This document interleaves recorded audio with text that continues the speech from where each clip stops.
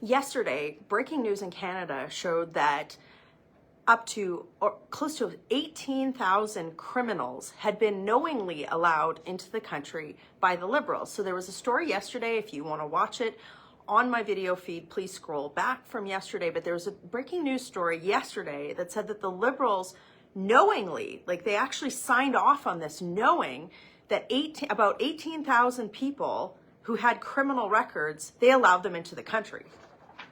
So that was yesterday.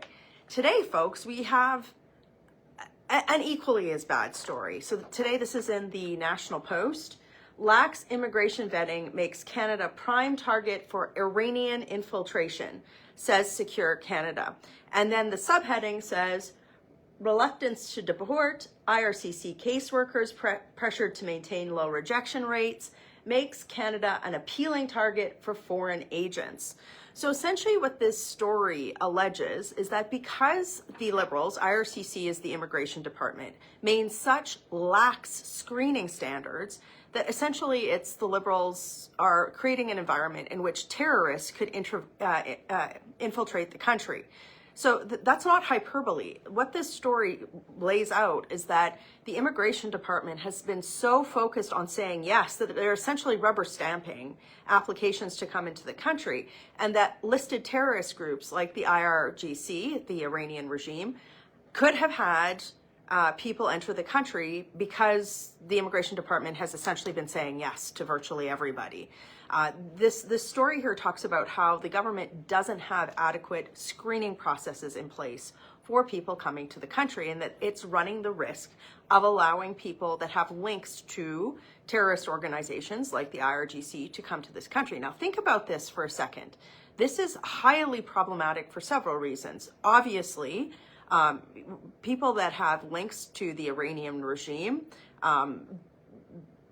I mean, there's some big security challenges there for Canada, putting it mildly. Not just the safety of our citizens, but Canadian citizens who have immigrated to Canada to flee persecution from the Iranian regime. It has national security implications as well. But also, if the government has signed off on people with links to the Iranian regime to come to Canada, what's stopping them from fundraising within Canada and sending that money back to the regime? We don't have those checks in place because of the Liberal government's lax screening policies. But also, you think about this, many of you have written to my office and talked, and many of you who are newcomers to Canada have actually written to my office and said, look, in order for the Canadian public to have confidence in the immigration system, the Liberals have to maintain an immigration process in which stories like this don't come out. Otherwise, it creates negative stereotypes, and that's the Liberals' fault because they are not maintaining the integrity of the immigration system. So again, yesterday, we have a story that says that they knowingly allowed in close to 18,000 people with criminal records. We don't know what those criminal records are. They won't tell us. And then today, this story here saying that the lax screening processes have likely allowed in people with links to the Iranian terror regime. That's not instilling confidence in the immigration system. So to be very clear, our ask to the Liberal government is this from the Conservative Party. If people have been let in that have links to the IRGC, they need to be immediately deported. That's a no-brainer. If somebody has a link to a terrorist organization, they shouldn't be allowed into the country. And if they're here now, they need to be deported. Somebody who has links to a terrorist organization should not be in Canada enjoying the benefits of our country, right? If they've come here as a temporary resident. The second thing is that obviously the Liberals need to account for what's happened with their lax screening processes. And that's where I come into play. I'm definitely going to be using every tool that I have as a parliamentarian to make sure that we are holding the government to account on these issues. But the start of that is making you and others aware of what's going on by making sure that stories like this get mass circulation so that people understand how bad the situation is so that the Liberals are forced to act.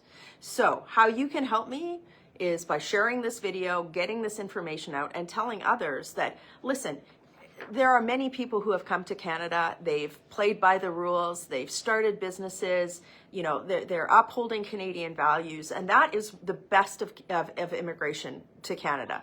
This right here, You know, the Liberal government having lax screening processes that may be allowing people with links to terrorist organizations into the country is the worst of what immigration has to offer Canada. And we don't want this. So we need to stand up, regardless of political stripe, and tell the Liberal government to do better. And we also need to prosecute this within Parliament. That's my job.